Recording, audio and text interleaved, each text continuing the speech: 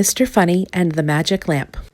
Mr. Funny lives in a teapot house. How ridiculous, I hear you say, but it suited Mr. Funny right down to its spout. Now, one day last spring, Mr. Funny discovered an old trunk in his attic, which is under the lid. And in the trunk he found a carpet that gave him a surprise, for it was a magic carpet, a magic flying carpet. Mr. Funny was very excited. There and then he decided to go on a trip to see where the magic carpet would take him. So on that spring morning he set off on an adventure. Mr. Funny flew over Lazyland, where he woke up Mr. Lazy with a very loud raspberry and a funny face. Mr. Lazy laughed so much he fell out of bed. Mr. Funny and his magic carpet flew over Fatland, where Mr. Funny made Mr. Skinny laugh. He laughed so much he tripped over a daisy and dropped the breadcrumb he was carrying for his picnic lunch. And they flew over Coldland, where Mr. Funny made Mr. Sneeze laugh. He laughed so much that he stopped sneezing. The magic carpet flew on and on. They flew over mountains and valleys and over the sea. Finally, they arrived in a desert. But there was nobody there. Nobody to laugh at Mr. Funny's funny faces.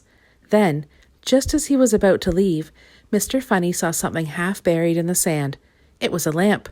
"What a grubby old lamp," he said to himself, and he gave it a rub.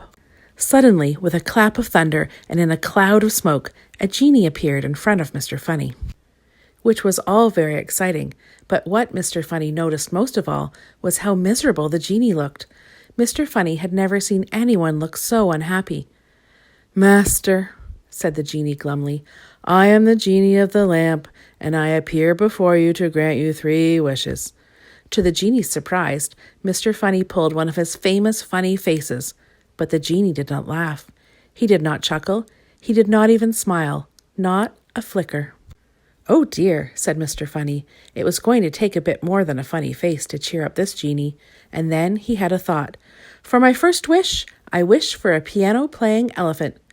"As you command, master," said the genie, and then before you could say broken piano stool, a piano-playing elephant appeared before them. Mr. Funny roared with laughter.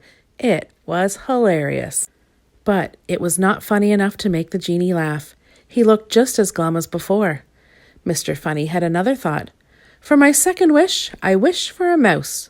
And before you could say squeak, a mouse appeared.